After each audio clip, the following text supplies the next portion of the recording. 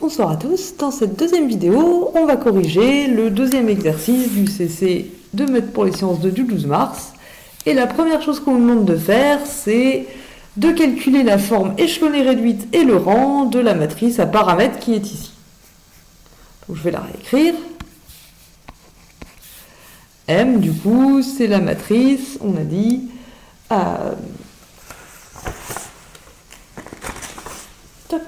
c'est la matrice 1, 2, 3, A, 0. Non, 1, 3, A, 0. Il n'y a pas de 2.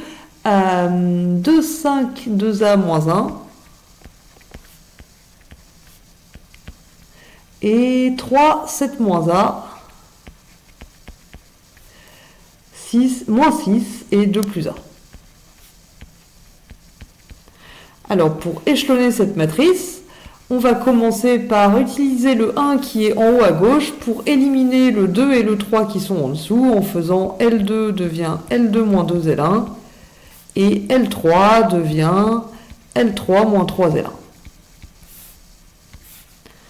Ça nous fait la matrice 1, 3, A, 0. 0, 5 moins 2 fois 3, ça va nous faire moins 1. 2A moins 2 fois, ça fait 0. Et moins 1 moins 2 fois 0, ça fait toujours moins 1. Troisième ligne, on a 0. 7 moins A moins 3 fois 3, ça fait moins 2 moins A. Et moins 6 moins 3A, donc moins 6 moins 3A et 2 plus A. Et enfin, c'est pas la fin, on va multiplier la deuxième ligne par moins 1 pour avoir un vrai pivot ici, un 1, 0, 1. Et ici, on peut factoriser un petit peu, ça fait moins 2 plus A, moins 3 fois 2 plus A et 2 plus A. Ensuite, pour éliminer le moins 2 plus A, on va faire, donc là j'ai fait L2 devient moins L2, et ici je vais faire L3 devient L3 plus 2 plus A fois L2 pour éliminer le moins 2 plus A et continuer l'échelonnage. L'idée étant, vous vous rappelez, d'avoir une matrice de plus en plus triangulaire. Si je fais ça, ici je vais avoir 0, 0, moins 3 plus 2A, moins 3 fois 2 plus A, pardon, plus 2 plus A fois 0, ben ça fait toujours moins 3 plus 2 plus A. Moins 3 fois 2 plus A, excusez-moi. Et ensuite, on a 2 plus A plus 2 plus A, donc ça fait 2 fois 2 plus A. Alors, histoire que ce soit bien aligné, hop là, je vais décaler un petit peu ça. Voilà, 2 fois 2 plus A. Alors là, pour continuer, j'aurais envie de diviser la troisième ligne par moins 3 fois 2 plus A, mais pour que je puisse faire ça, il faut que moins 3 fois 2 plus A fasse pas 0. Donc il faut que 2 plus A, ça fasse pas 0, donc il faut que A, ce soit pas moins 2. Donc on va séparer deux cas. Le premier cas, c'est si A égale moins 2. Dans ce cas-là, la matrice devient 1, 3, moins 2, 0, 0, 1, 0, 1, et la ligne du bas devient 0, 0, 3 fois 2 plus moins 2, ça fait 0, et 2 fois 2 plus moins 2, ça fait 0. Donc pour terminer l'échelonnage, on a juste à faire maintenant l'élimination du coefficient au-dessus du deuxième pivot en faisant L1 devient L1 moins 3L2. Et on obtient alors la matrice bien échelonnée. 1, 0, moins 2, moins 3. 0, 1, 0, 1. Et 0, 0, 0, 0. Donc c'est une matrice bien échelonnée. Il y a deux pivots, donc son rang est égal à 2.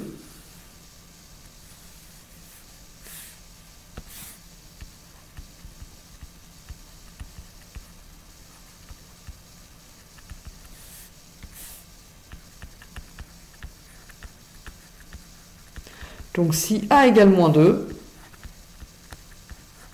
le rang de la matrice M, c'est moins 2.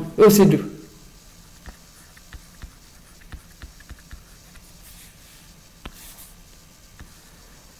Maintenant, évidemment, il nous reste à voir ce qui se passe quand A est différent de moins 2.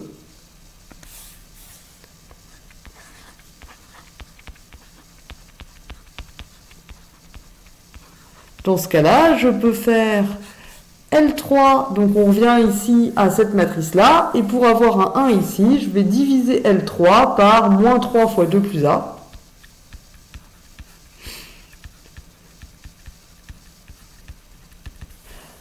Ce qui nous donne, du coup, donc les deux premières lignes, elles n'ont pas changé, c'est toujours 1, 3, moins 2, 0, 0, 1, 0, 1, et en bas, maintenant, je vais avoir 0, 0, 1, et à gauche, je vais avoir 2 fois 2 plus A divisé par moins 3 fois 2 plus A, ça fait moins 2 tiers.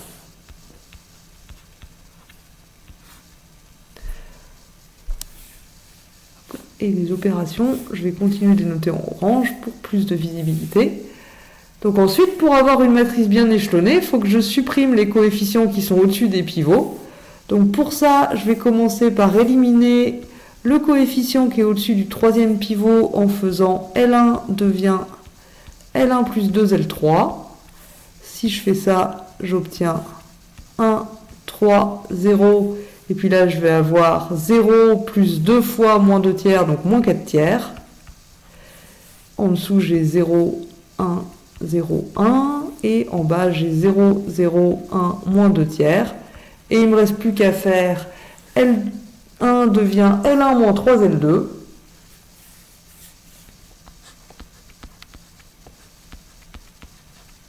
Pour éliminer le coefficient ici au-dessus du deuxième pivot. Et j'obtiens alors 1, 0, 0, moins 4 tiers. Ah, pardon, pas moins 4 tiers, parce que du coup, je vais avoir moins 4 tiers, moins 3.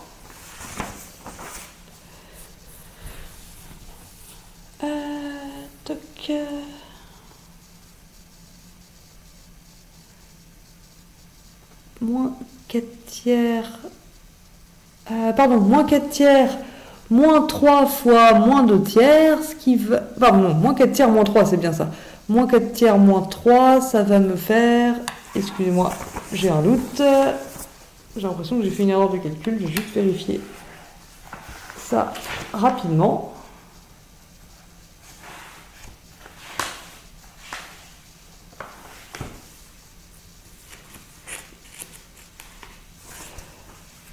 Moins 4 tiers, moins 3, ça va me faire un... Qu'est-ce que j'ai fichu? Pardon, je me demande si j'ai pas fait une erreur de recopie quelque part, excusez-moi. Ah pardon, ici j'avais un A. Ah, c'est pour ça. Toc. Excusez-moi, j'ai recopié bêtement parce qu'ici c'était un moins 2, mais en fait... c'est parce que c'était un A. Pardon, je me disais bien que j'avais fait une erreur. Alors, excusez ce cafouillage. Donc, je vais faire du coup, pour éliminer le A qui est ici, du coup, c'est pas L1 plus 2 L3 qu'on fait, c'est L1 moins A fois L3. Et du coup, ici, on se retrouve avec 2A sur 3. Excusez-moi. 2A sur 3. Et du coup, ici, quand je fais L1 devient L1 moins 3 L2, je vais avoir du coup 2A sur 3 moins 3. J'ai 1, 0, 0, 2A sur 3 moins 3. Voilà, je me disais bien que j'avais fait une faute. 0, 1, 0, 1 et 0, 0, 1, moins 2 tiers. On a à ce stade une matrice échelonnée réduite. Et cette fois, elle a 3 pivots. Donc son rang, c'est 3.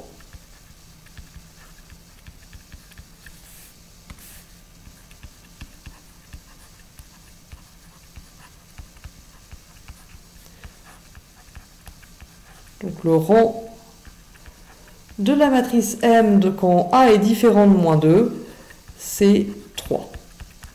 Donc la plupart du temps, le rang c'est 3, sauf si A égale moins 2, auquel cas le rang c'est juste 2.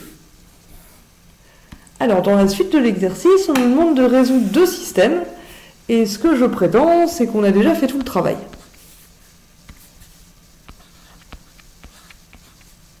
Donc SA, c'est un système dont, si vous écrivez la matrice augmentée,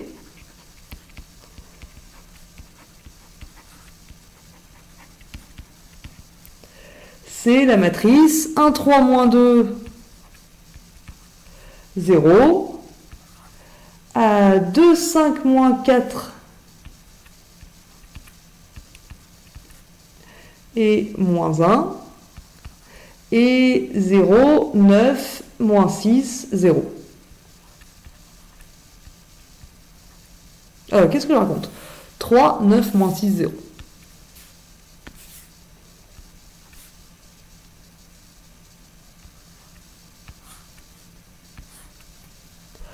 Et là, peut-être que vous avez remarqué quelque chose. En fait, on retombe sur la matrice M dans le cas où A égale moins 2.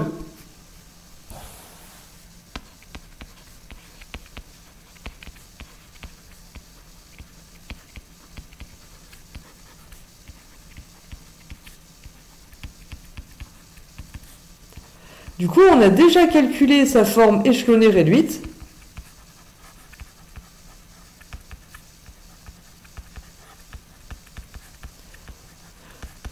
Sa forme échelonnée réduite, on a trouvé que c'était, alors il faut que je la retrouve, c'est 1, 0, moins 2, moins 3, 0, 1, 0, 1.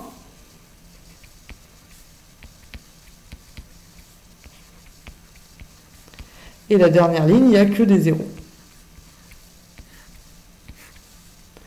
Du coup, le système S1, il est équivalent au système qui correspond à cette matrice échelonnée réduite, x-2z égale moins 3, y égale 1 et 0 égale 0. Donc, dans ce cas-là, x et y correspondent à des pivots, ce sont les inconnues principales, et il y a une inconnue libre qui est z. Et une inconnue libre, comme le nom l'indique, elle peut prendre n'importe quelle valeur. Donc ce système, en fait, les solutions vont s'exprimer par rapport à z. X, ça va être 2z moins 3. Y, par contre, il a une valeur définie qui va être 1. Et z peut prendre n'importe quelle valeur. Donc il y a une infinité de solutions.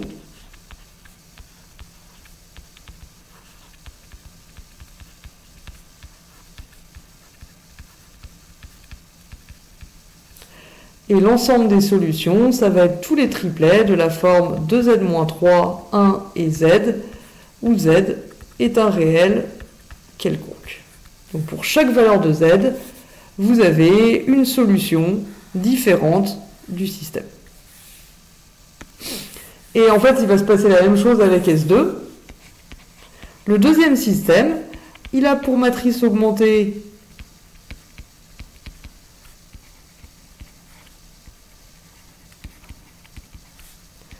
la matrice 1, 3, 3, 0,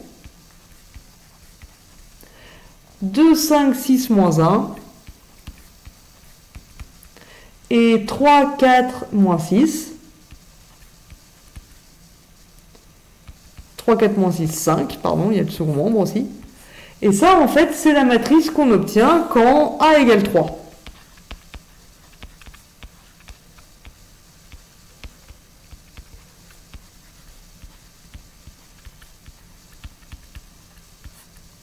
Donc là, en fait, si vous regardez, cette matrice-là, cette matrice augmentée, on l'a déjà échelonnée.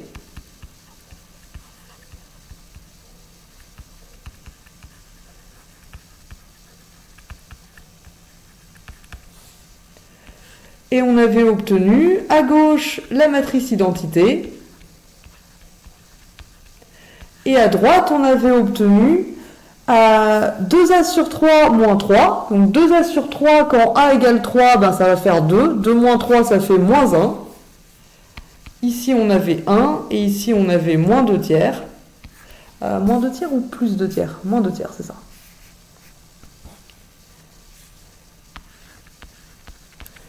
Donc S2, il est équivalent au système qui correspond à cette matrice échelonnée réduite. X égale moins 1, du coup, Y égale 1, et Z égale moins 2 tiers. Donc S2 a une unique solution, qui est le triplet moins 1, 1, moins 2 tiers. Alors vous n'étiez pas obligé d'utiliser la question 1 pour faire cette question. D'ailleurs, vous avez été nombreux à ne pas le faire.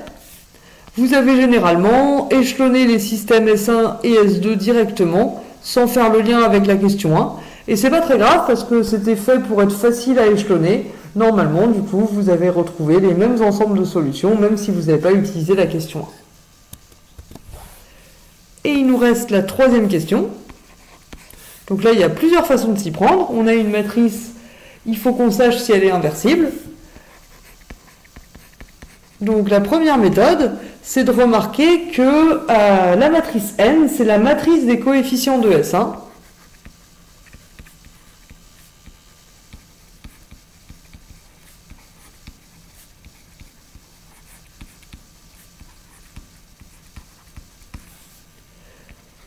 Et du coup, sa forme échelonnée réduite, c'est la forme échelonnée réduite qui est à gauche de la forme échelonnée de S1.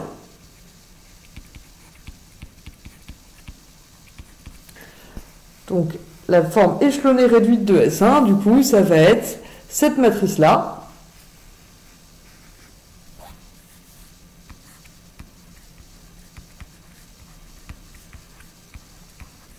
Et cette matrice-là, c'est pas la matrice identité.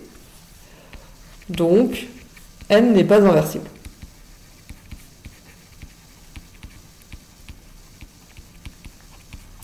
Vous pouvez aussi dire que, toujours en utilisant la forme échelonnée réduite, le rang de N, du coup, c'est 2. Donc, elle n'est pas inversible. Une matrice inversible, elle est de rang égal à sa taille. C'est une matrice carrée dont le rang est égal à sa taille. Et enfin, si vous n'aimez pas échelonner, ou que vous n'avez pas vu que cette matrice, vous l'avez déjà échelonnée, vous pouviez calculer le déterminant de N.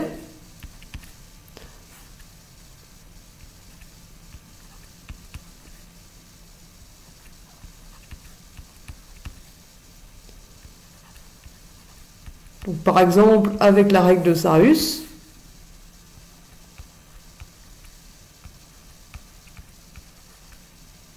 dans ce cas-là, ce que vous faites, c'est que vous faites le produit, alors peut-être pas à ce point-là, le produit 1 fois 5 fois moins 6, plus 3 fois moins 4 fois 3, plus moins 2 fois 2 fois 9. Donc ça vous fait 1 fois 5 fois moins 6, ça vous fait moins 30, avec le stylo bleu, moins 30, plus 2 fois moins 4 fois 3, ça vous fait moins 36, moins 2 fois 2, voilà, plus moins 2 fois 2 fois 9, ça vous fait à nouveau moins 36, et ensuite vous allez soustraire les diagonales dans l'autre sens, les produits des diagonales dans l'autre sens. Donc ça va vous faire moins 3 fois 5 fois moins 2 qui fait moins 30, 9 fois moins 4 fois moins 1 qui fait moins 36, et moins 6 fois 2 fois 3 qui fait moins 36. Donc en fait tout va se simplifier et ça va faire 0. N donc toujours pas inversible. Donc vous pouviez utiliser n'importe laquelle de ces trois méthodes, évidemment on ne vous demandait pas de faire les trois, et vous trouviez normalement, quoi qu'il arrive, même si vous utilisez d'ailleurs une méthode encore différente, vous trouviez de toute façon que la matrice N n'était pas inversible, ce qui vous permettait de répondre à la question. Vous pouviez aussi calculer son inverse avec le pivot de Gauss, mais ce n'était pas demandé ici. Et c'est tout ce qu'il y avait à faire pour cet exercice. J'espère que c'était clair et je vous remercie de votre attention.